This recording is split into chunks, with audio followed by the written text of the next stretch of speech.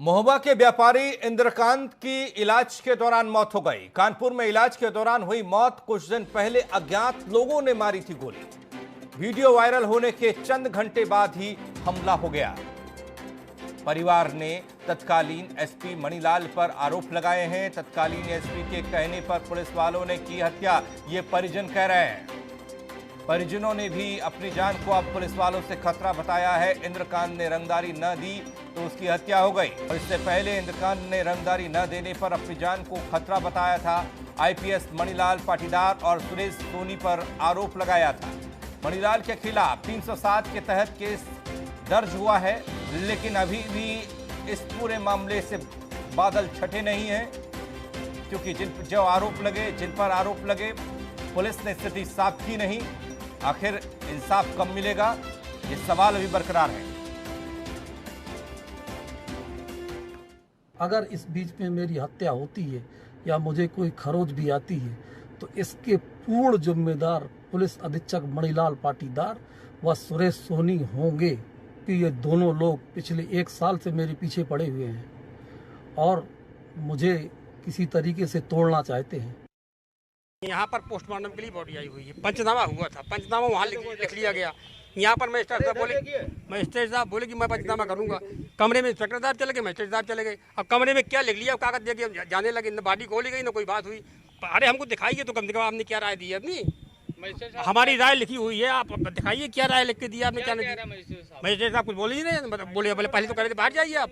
बोले पहले टेलीफोन से बात करते हैं, पता नहीं किससे बात करते हैं। इसके बाद फिर ये होने लगा। क्या लग रहा है? हमें लग रहा है कि यहाँ भी जो है, यहाँ भी हैरेसमेंट होने का प्रयास हो रहा है। पूरा प्रशासन जो है एकजुट होकर के हैरेसमेंट करना चाहता है। पूरा जो है प्रशासन मिल करके जो हैरेसमेंट करना, क्योंकि एसपी महोबा के खिलाफ रिपोर्ट है, इसलिए जो है हर तरीके से जो है हमें प्रताड़ित किया जा रहा है। हेलो हेलो, हाँ अरे वीडियो में यह कह रहा हूँ, हाँ यह महीना एसपी साहब कितना रुपए दोगे है?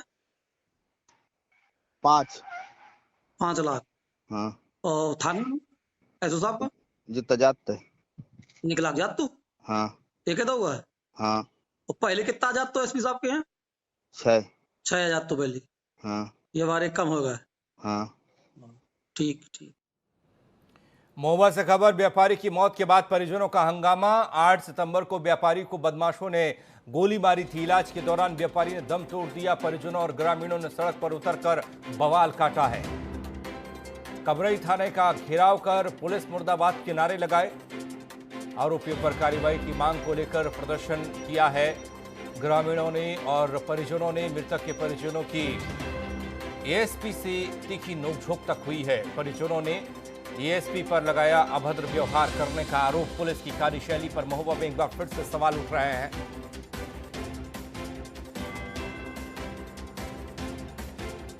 व्यापारी की मौत के इस मामले से अभी बादल छटे नहीं। क्या आखिर ये पूरा मामला है क्या? क्योंकि परिजन जिस तरीके से आरोप लगा रहे हैं, उन आरोपों में क्या बुनियाद है, किस आधार पर पुलिस काम कर रही है, कोई भी बात सामने आ नहीं रही।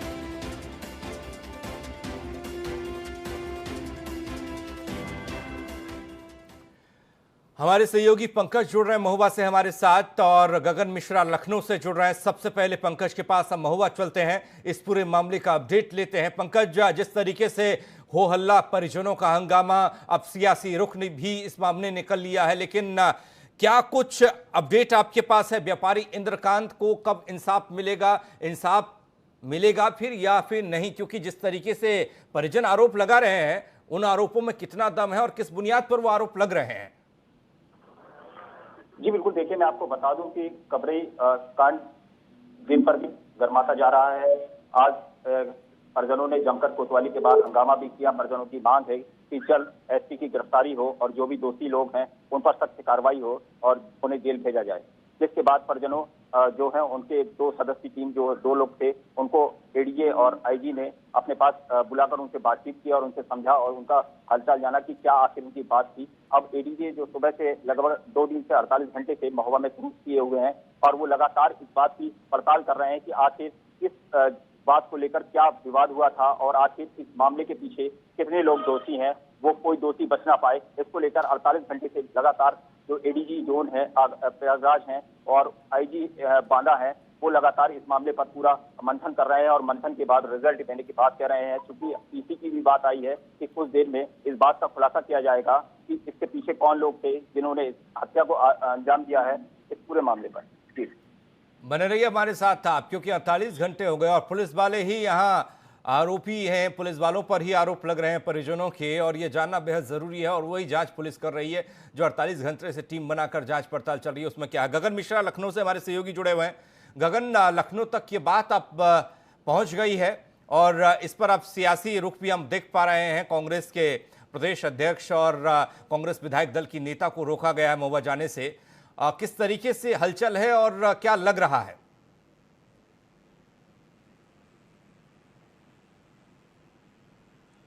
देखिए पंकज, अंदाजा लगाइए कि अगर यह आरोप किसी आम आदमी या किसी अपराधी पे लगा होता तो अभी तक महोबा पुलिस उसका हाफ एनकाउंटर कर उसको जेल भेज चुकी होती।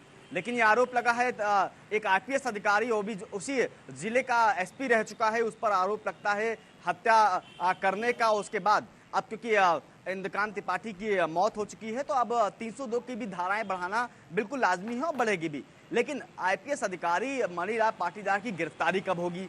चलिए माना कि मणिलाल पाटीदार के ऊपर के जो अभी आरोप लगाए हैं वो सिद्ध नहीं हो सके, लेकिन जिन पर आरोप लगे हैं, चाहे वो आंसू भदौरिया हो जिसने फोन करके ये कहा हो कि राजा साहब तक आप पैसा पहुंचा दीजिए, क्योंकि राजा साहब जो उभर कर आ रहा है वो ये कहा जा रहा है कि मणिलाल पाटीदार के लिए ही राजा साहब का शब्द प्रयोग करते थे वहां के व्यापारी। तो आखिरकार अभी तक किसी को डिटेन क्यों नहीं किया गया है? आईपीएस अधिकारी मणिलाल पाटीदार को क्यों नहीं डिटेन किया गया है? उनके खिलाफ 2 एफआईआर दर्ज हुई हैं। एक भ्रष्टाचार निवारण के अधिनियम के चलते सरकार ने एफआईआर दर्ज कराई है और एक इंद्रकांत त्रिपाठी ने जो के भाई ने एफआईआर दर्ज कराई है जिसमें 307 की धारा लगाई गई है। तो आखिरकार अभी तक सिर्फ उनके परिवार को समझाने के अलावा, इंद्रकांत त्रिपाठी जो मृतक हैं उनके परिवार को समझाने के अलावा मणिलाल पाटीदार से क्यों नहीं पूछताछ हुई है? और आखिरकार उनको क्यों बचाया जा रहा है?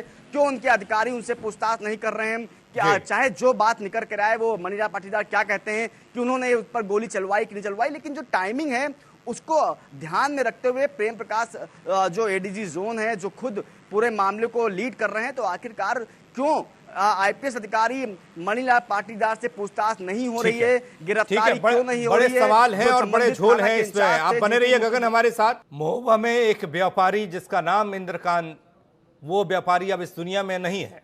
उस व्यापारी ने अपनी मौत से पहले, जब उस पर हमला हुआ उससे पहले, एक वीडियो तक वायरल किया और अब उसके परिजन पुलिस महकमे पर और पुलिस के जिम्मेदार अधिकारियों पर कुछ सवाल कर रहे हैं।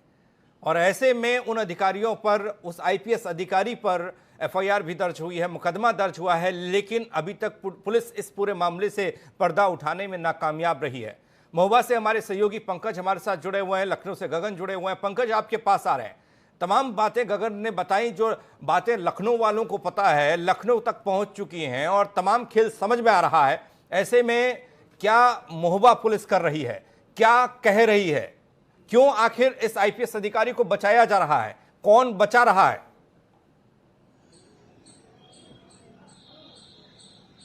जी बिल्कुल, देखिए पंकज, मैं आपको बता दूं कि जो आईपीएस अफसर पर आरोप लगे हैं वो बेहद संगीन है। चूंकि महोबा में एक भ्रष्टाचार का पहले मामला दर्ज होना और दोबारा एक भ्रष्टाचार और 307 और 120B के तहत मामला दर्ज होना, दोनों ही बेहद संगीन है। लेकिन अब सवाल ये उठता है कि जो यूपी की सरकार है उसने मुख्यमंत्री ने यहाँ के आईपीएस को सस्पेंड कर दिया, लेकिन जो आईपीएस के द्वारा बिठाए गए जो थानेदार हैं या उनके जो अधीनस्थ कर्मचारी रहे हैं उन पर अभी तक कुछ कार्रवाई नहीं हुई है। चूंकि जो एक चेन होती है उस चेन के तहत भ्रष्टाचार किया जाता है, बिना चेन के भ्रष्टाचार करना संभव नहीं होता है। ऐसे में सवाल ये उठता है कि जो भ्रष्टाचार की चेन है उसको तोड़ने के लिए जो नए आईपीएस हैं या जो अन्य अधिकारी हैं वो आखिर कब इस मामले पर आएंगे, क्योंकि अब जांच कराना बेहद ही साफ है कि इसकी जांच जो है वो परिवारजनों की मांग है कि वो सीबीआई से मांग कराई जाए, जिसके बाद ये साफ हो पाए कि इसमें आरोपी और दोषी कौन है। तो इस बात का भी एक बड़ी बात है कि जो परिजनों की मांग है कि सीबीआई जांच हो, तो शायद इससे साफ हो पाएगा कि इसके पीछे क्या आईपीएस मणिलाल पाटीदार हैं या इसके साथ साथ अन्य और भी लोग हैं जिन पर आरोप नहीं लग पाए हैं या जो इस जाल में और भी थे, चेन में थे। जी चलिए, बहुत बहुत शुक्रिया पंकज आपका इस जानकारी के लिए। आप नजर बनाए रखिएगा। गगन, आपका भी बहुत बहुत शुक्रिया। तो इस मामले में सवाल जवाब का सिलसिला होता रहेगा, क्योंकि इस पूरे मामले ने अब सियासी रुख भी लिया है, सियासी मोड़ आया है इसमें। महोबा मामले में अखिलेश यादव का ट्वीट सामने आया है। अखिलेश यादव ने ट्वीट किया है और उस ट्वीट के जरिए लिखा है, सरकार पर निशाना साधा है। बीजेपी शासन में व्याप्त भ्रष्टाचार का भंडाफोड़ करने वाले व्यापारी श्री इंद्रकांत त्रिपाठी की हत्या ने साबित कर दिया है कि शासन की फोको नीति, पुलिस प्रशासन के फेक एनकाउंटर, विपक्षी राजनीतिज्ञों के ऊपर झूठे मुकदमों की भाजपाई नीति से उत्तर प्रदेश किस गर्त में चल रहा है। ये प्रियंका गांधी ट्वीट करके लिखती है, महुआ के व्यापारी श्री इंद्रकांत त्रिपाठी की हत्या पूरी उत्तर प्रदेश सरकार की कार्यशैली पर सवाल है। बीजेपी सरकार में अपराध और भ्रष्टाचार चरम पर है। इस सरकार के अफसर भ्रष्टाचार के खिलाफ आवाज उठाने वालों की सुपारी दिलवा रहे हैं। जंगल राज का